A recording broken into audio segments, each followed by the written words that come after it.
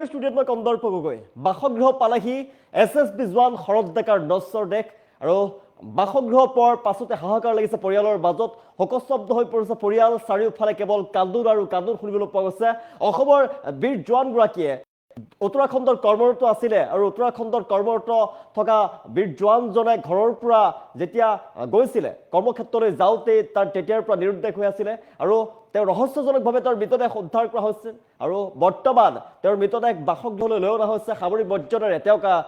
বিদায় জনোৱা হৈছে আৰু তেওঁৰ বিদায় জনাবলৈ তেওঁক অজস্ৰ লোকে ভৰি পৰা দেখিবলৈ পোৱা গৈছে সমগ্ৰ অঞ্চলবাসীকে শোকস্তব্ধ হৈ পৰা দেখিবলৈ পোৱা গৈছে হাহাকাৰ অৱস্থা আপুনি বুজিব নোৱাৰা পৰিৱেশে বিৰাজ কৰিছে আপোনাক বুজাব নোৱাৰা পৰিৱেশ চাৰিওফালে কেৱল কান্দোনৰ ৰোল শুনিবলৈ পোৱা গৈছে আমি বাসগৃহ পালেহি এছএছবি জোৱান শৰৎ ডেকাৰ নশ্বৰ দেশ আৰু কান্দোনত ভাগি পৰিছে পৰিয়াল শ লোকে বিদায় জনাইছে অশ্ৰুসিক্ত নয়নেৰে এছএছবি জোৱানগৰাকীক শৰৎ ডেকাৰ নশ্বৰ দেশ লৈ অনা হৈছে উত্তৰাখণ্ডৰ ঋষিকেশত কৰ্মৰত আছে জোৱানজন আৰু ঋষিকেশত কৰ্মৰত থকা জোৱানজনে ঘৰৰ পৰা কৰ্মস্থলীলৈ গৈছিলে আৰু কৰ্মস্থলীলৈ গৈ থকা অৱস্থাতে দিল্লীৰ পৰা হঠাৎ নিৰুদ্দেশ হৈ পৰিছিলে 14 জুনত দিল্লীৰ পৰা শেষবাৰৰ বাবে ফোন কৰিছিল পৰিয়ালবৰ্গলৈ তাৰ পিছৰে পৰা তেওঁৰ কোনো সুসূত্ৰ নাছিলে কেইবাদিনৰো পাছত তেওঁৰ ৰহস্যজনকভাৱে তেওঁৰ মৃতদেহ উদ্ধাৰ কৰা হৈছিল আৰু বৰ্তমান শৰৎ ডেকাৰ মৃতদেহ লৈ অনা হৈছে সামৰিক মৰ্যাদাৰে শেষ বিদায় জনাইছে জোৱানজনক অজস্ৰ লোকৰ সমাগম দেখিবলৈ পোৱা গৈছে অশ্ৰুসিক্ত নয়নেৰে বিদায় জনাইছে শ লোকে আৰু বুজাব নোৱাৰা পৰিৱেশ আপুনি হয়তো কল্পনা কৰিব নোৱাৰিব ৰহস্যজনক ঘটনাৰ তদন্তৰ দাবী জনাইছে পৰিয়ালৰ ফালৰ পৰা আৰু সমগ্ৰ অঞ্চলবাসীৰ ফালৰ পৰা দাবী জনোৱা হৈছে বৃহৎ অঞ্চলত এতিয়া বৃহত্তৰ যে অঞ্চল আছে অঞ্চলত শোকাকুল পৰিৱেশ বিৰাজ কৰিছে আমি বিশ্বাস কৰিব যে উত্তৰাখণ্ডৰ ঋষিকেশত কৰ্মৰত আছে জোৱানজন আৰু বৰ্তমান বাসগৃহলৈ লৈ অনা হৈছে লোকজনক বাসগৃহলৈ লৈ অনাৰ পাছতে যিগৰাকী শৰৎ ডেকা নামৰ এছএছবি জোৱানজনৰ শৱদেহ লৈ অনাৰ পাছতে নশ্বৰ দেশ লৈ অনাৰ পাছতে বাসগৃহত কান্দোনৰ ৰূপ শুনিবলৈ পোৱা গৈছে কান্দোনত ভাগি পৰিছে এতিয়া পৰিয়ালবৰ্গ শ লোকে বিদায় জনাইছে অশ্ৰুসিক্ত নয়নেৰে বিদায় জনাইছে আৰু সামৰিক মৰ্যাদাৰে তেওঁক বিদায় জনোৱা দেখিবলৈ পোৱা গৈছে আমি দৃশ্যাংশ দেখুৱাই আছো এছএছবিৰ জোৱানগৰাকী বীৰ জোৱানগৰাকীক সামৰিক মৰ্যাদাৰে বিদায় জনোৱা দেখিবলৈ পোৱা গৈছে কান্দোনত ভাগি পৰিছে এতিয়া পৰিয়ালবৰ্গ বুজাব নোৱাৰা পৰিৱেশ আপুনি দৃশ্য দেখাৰ পাছত আপুনি হয়তো অনুমান কৰিব পাৰিছে কিমান বেদনাদায়ক হ'ব পাৰে এগৰাকী বীৰ জোৱান এগৰাকী জোৱান তেওঁ উত্তৰাখণ্ডৰ ঋষিকেশত কৰ্মৰত আছিলে ঋষিকেশত কৰ্মৰত হৈ আছিলে দেশমাতৃৰ সেৱাত নিয়োজিত হৈ থকা জোৱানগৰাকীৰ নিথৰ দেশ নশ্বৰ দেশ বাসগৃহত আহি পৰাৰ পাছতেই মাতৃ কান্দোনত ভাগি পৰা দেখিবলৈ পোৱা গৈছে আমি দৃশ্যাংশ দেখুৱাই আছো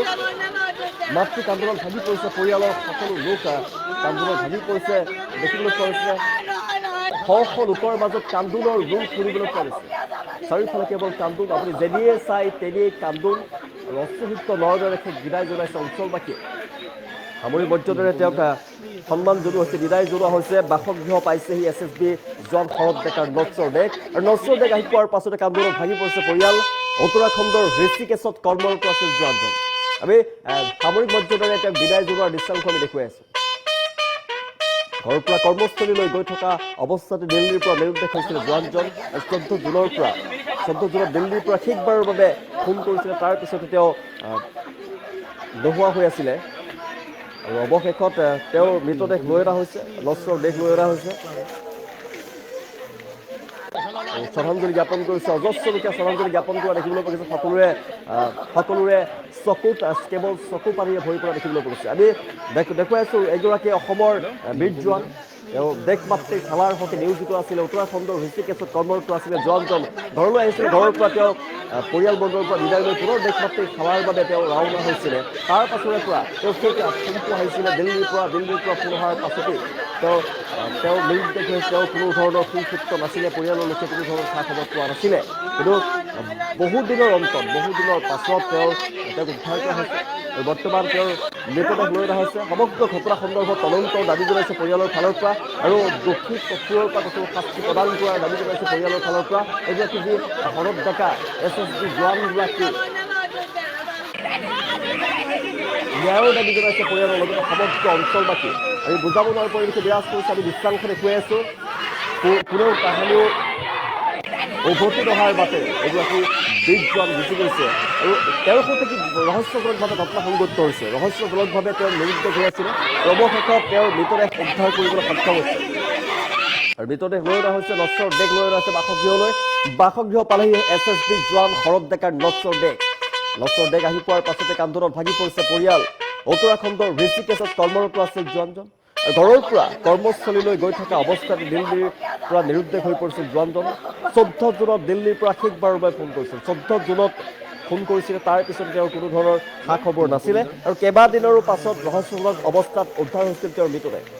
সামৰিক মৰ্যাদাৰে শেষ বিদায় জনাইছে জোৱানজনক শ শ লোকে শ্ৰদ্ধাঞ্জলি জনাইছে। শেষবাৰৰ বাবে তেওঁক চাবলৈ, তেওঁক শ্ৰদ্ধাঞ্জলি জ্ঞাপন কৰিবলৈ ওলাই আহিছে সকলো অঞ্চলবাসী আৰু সামৰিক মৰ্যাদাৰে তেওঁক শেষ কৃত্য সম্পন্ন কৰাৰ পূৰ্বে সামৰিক মৰ্যাদাৰে বিদায় দিয়া হৈছে। আমি এই দৃশ্যাংশ দেখুৱাই আছোঁ। দেশ মাতৃৰ সেৱাত নিয়োজিত এগৰাকী বীৰ জোৱানৰ মৃত্যু হৈছে।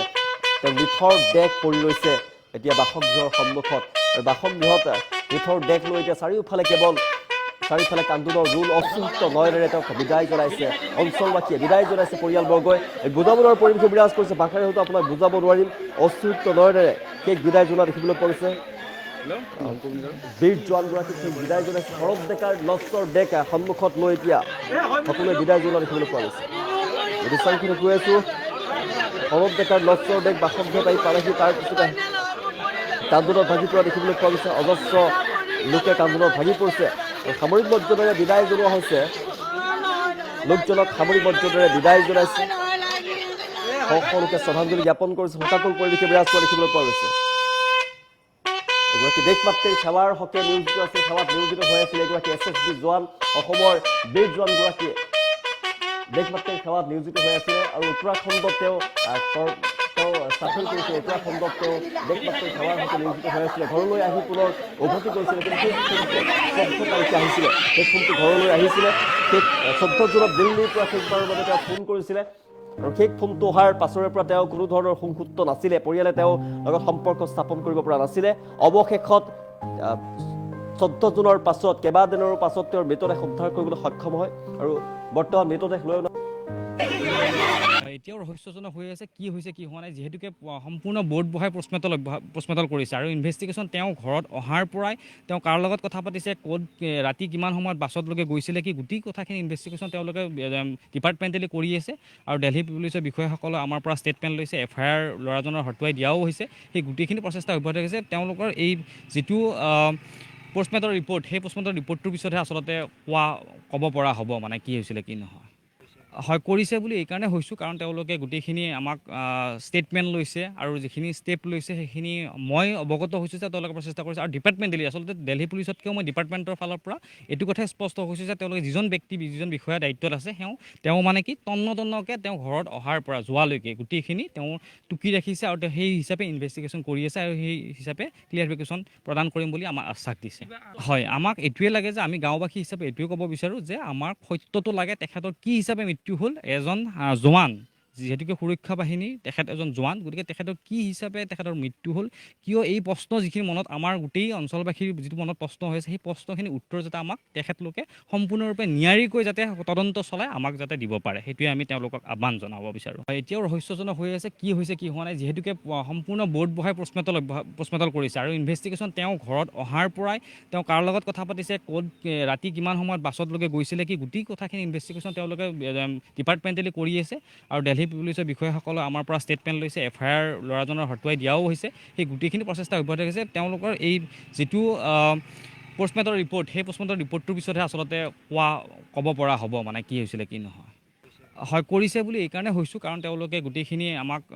ষ্টেটমেণ্ট লৈছে আৰু যিখিনি ষ্টেপ লৈছে সেইখিনি মই অৱগত হৈছোঁ যে তেওঁলোকে প্ৰচেষ্টা কৰিছে আৰু ডিপাৰ্টমেণ্টেলি আচলতে দিল্লী পুলিচতকৈও মই ডিপাৰ্টমেণ্টৰ ফালৰ পৰা এইটো কথাই স্পষ্ট হৈছোঁ যে তেওঁলোকে যিজন বিষয়া দায়িত্বত আছে তেওঁ মানে কি তন্নতন্নকৈ তেওঁ ঘৰত অহাৰ পৰা যোৱালৈকে গোটেইখিনি তেওঁ টুকি ৰাখিছে আৰু তেওঁ সেই হিচাপে ইনভেষ্টিগেশ্যন কৰি আছে আৰু সেই হিচাপে ক্লিয়াৰিফিকেশ্যন প্ৰদান কৰিম বুলি আমাক আশ্বাস দিছে। হয়, আমাক এইটোৱে লাগে যে আমি গাঁওবাসী হিচাপে এইটোৱে ক'ব বিচাৰোঁ যে আমাক সত্যটো লাগে তেখেতৰ কি হিচাপে মৃত্যু হ'ল। এজন জোৱান, যিহেতুকে সুৰক্ষা বাহিনী, তেখেত এজন জোৱান, গতিকে তেখেতৰ কি হিচাপে তেখেতৰ মৃত্যু হ'ল, কিয় এই প্ৰশ্ন যিখিনি মনত আমাৰ গোটেই অঞ্চলবাসীৰ